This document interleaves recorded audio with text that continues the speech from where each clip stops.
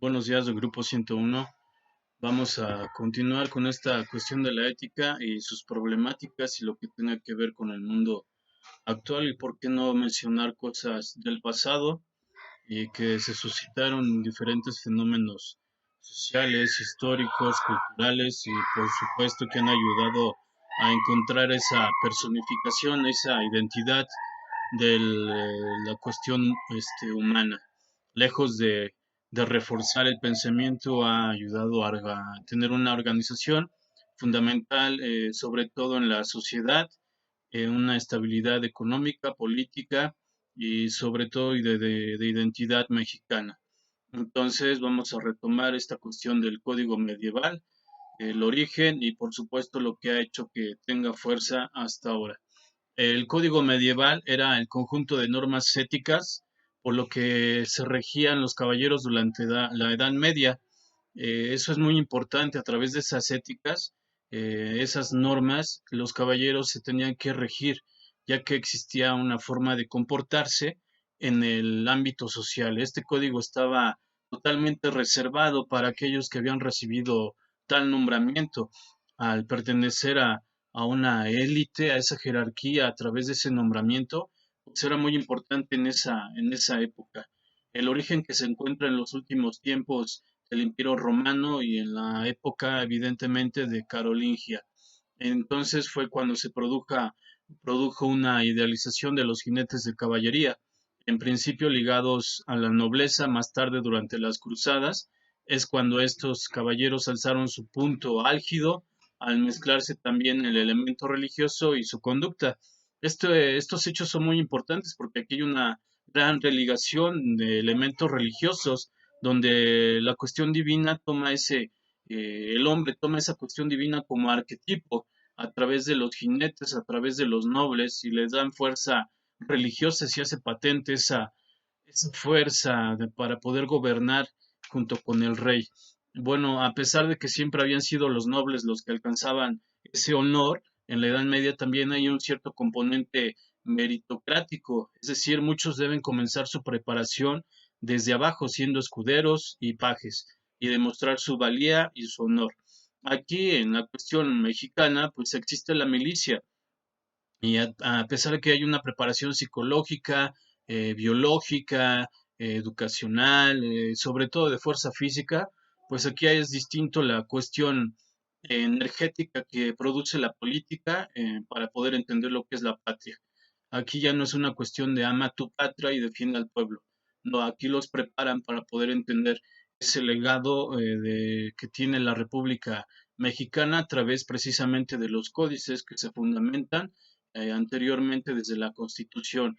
Y en cambio en el Código Medieval pues es ensalzado por la literatura, se encontraban puntos como la justicia, el valor, la lealtad, la fe y la nobleza. Todos debían poseer las llamadas virtudes cardinales, así como las elevadas. Yo les pregunto, la milicia, la milicia, la militar, esta fuerza fundamental que sobrepasa el carácter de todo ciudadano, debe tener, qué valores debe de tener. ¿Cuáles valores ustedes creen que debe de tener la milicia mexicana? Si me la pueden responder, no es obligatoria, pero sí pónganse a reflexionar esa cuestión. Bien, entonces el origen, la mayoría de los autores opinaban que el inicio de la caballería medieval y por lo tanto de su código se encuentra en el Imperio Romano certeramente tardío, con sus equites y catafractos. Igualmente los jinetes carolingios fueron otros de los antecedentes más claros. Bien, entonces aquí recordemos que el Imperio Romano fue también fundamental para diferentes conquistas y pues su caída fue muy dolorosa. A partir de ahí se va produciendo una idealización de estos jinetes, otorgándoles unos valores morales y sociales. Esto es un gran fundamento para cualquier ciudadano que esté consciente de que debe obrar conforme le dicta sus propias decisiones y aquí se adquiere un valor moral, un valor social a través de esta apertura que le da siendo un agente social. Y entonces, pues referente aquí a esta cuestión de los jinetes, pues la literatura caballeresca medieval tuvo mucho que ver con esta imagen ofrecida, es decir, del arte que hacían. Existen diferentes teorías sobre en donde aparece realmente el concepto del código medieval.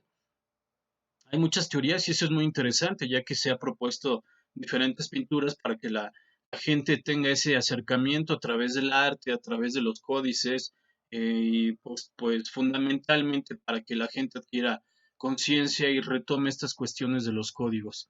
Para algunos autores, el origen de la caballería medieval se encuentra en la Francia surgida tras la desintegración del Imperio Carolingio. De esta forma, a finales del siglo X, los caballeros pasaron a ser el cuerpo militar más poderoso y como tales acumular poder político.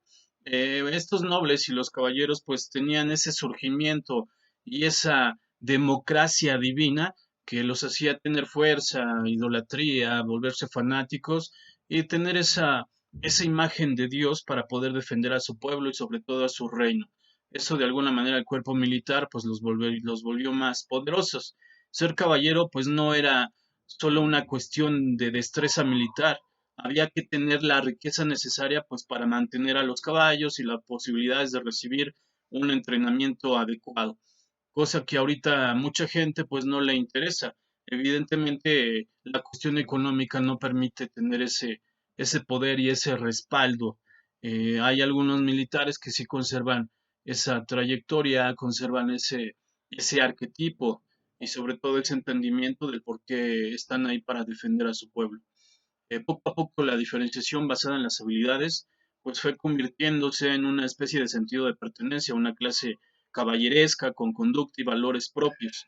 Aquí ustedes pueden recordar a Kant, Aristóteles, Sócrates, esos valores propios, como bien dice Kant, se tienen que volver la máxima, algo universal. Y aquí, en donde estés, tus valores, tus virtudes, sobre todo tus decisiones, sean una universal que la gente reconozca y las vuelvan apropiadas, se queden con esa imagen, ese imperativo que se vuelva universal.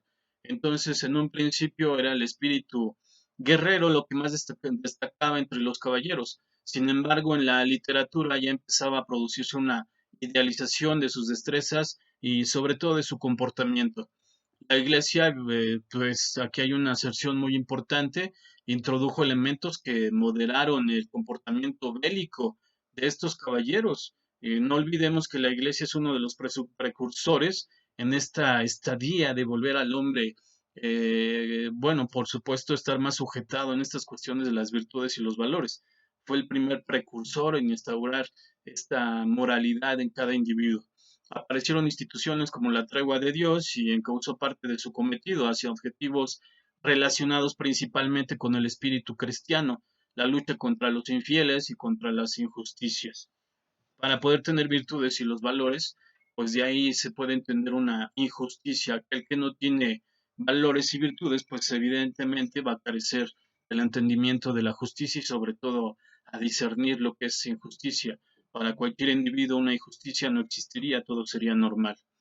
En Inglaterra, en cambio, otros autores apuntan a Inglaterra como el lugar en el que se inició la tradición caballeresca, que se habría producido tras la invasión por parte de los normandos de Guillermo el Conquistador en el año 900 aproximadamente.